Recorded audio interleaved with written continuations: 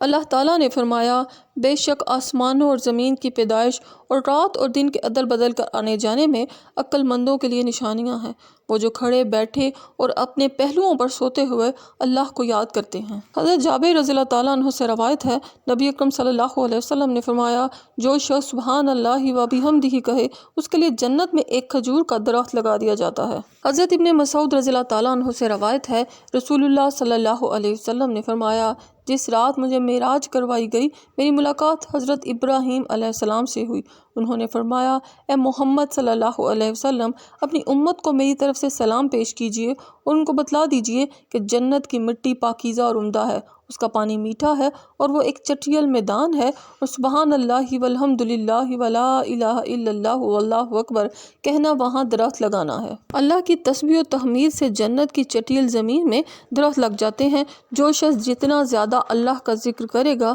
اس کا حصہ زمین جو اسے جنت میں ملے گا اتنا ہی درختوں سے معمور اور شاداب ہوگا۔